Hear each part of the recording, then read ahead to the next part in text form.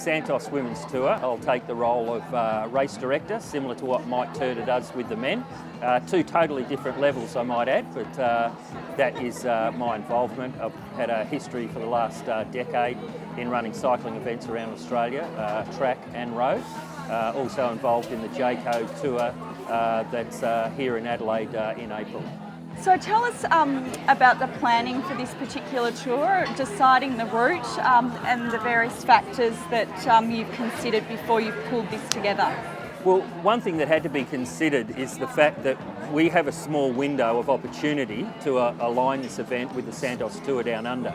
And while we would like longer time on the road and longer kilometres, unfortunately we have to work in with the South Australian Police and the Santos Tour Down Under management, so everyone gets a Guernsey. But this is fantastic for women's cycling. It's going to take women's cycling to a whole new level, and this being the first year with monstrous changes compared with this event in previous years.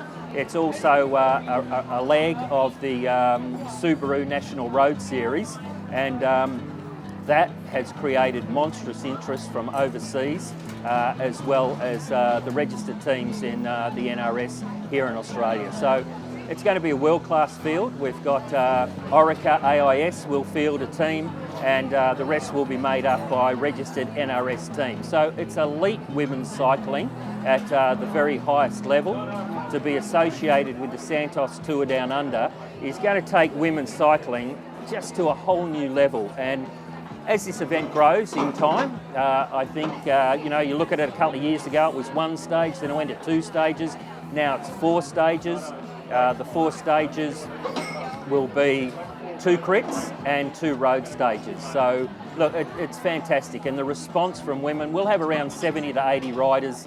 The women's peloton in Australia has been fantastic. A lot of individual riders coming out from Europe as well, who are some way connected with male riders in the Santos men's Tour Down Under. So look, it makes for a fantastic event in 2015. We go from January 17 to January 20. We'll start with a road race from the Adelaide Hills. That will be in Woodside. We'll go down to Murray Bridge, which is on the Murray River.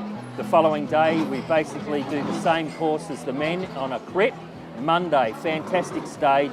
We'll go from Tanunda in the Barossa Valley all the way down to Campbelltown, very similar to what the men will be racing. It takes in some fantastic roads and also Checkers Hill. So the women will really be against it there.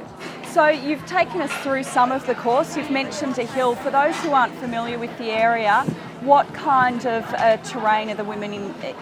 The women on the Monday will be racing the same terrain as the men.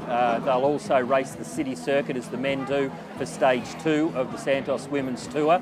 And then on the Tuesday night, we go into Victoria Park and we'll race a tight circuit for about an hour 10 there. And look, this is, profiles may look, when you look at the profile, it may look pretty easy, but I tell you, this time of the year, the heat that can be delivered here in Adelaide, these women are really ready for a wake-up call, and there will be no easy running around on this course. How soon in advance are the women from the foreign teams arriving? The women will start to come into Adelaide probably about a week before. Some are doing training camps. Most of the teams will go out and have a look at courses beforehand to get a better idea, particularly those 2 road stages. Stage 3 will be a pretty tough battle, and I think that will work out the men from the boys, if I could use that term. What about prize money? What are they up for there? They're looking at prize money of $10,000. So what the women put in to race, there's a registration fee. That money goes straight back into the prize pool. So what the female teams put in goes back to women's cycling. You mentioned the profile of this going gangbusters for women in cycling. What sort of inquiries are you fielding from global media?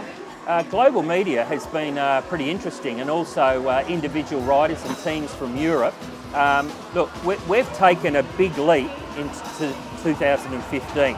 I can see over the next couple of years this being a major event for women's cycling. I honestly believe that the Santos Women's Tour will change the face of women's cycling in this country.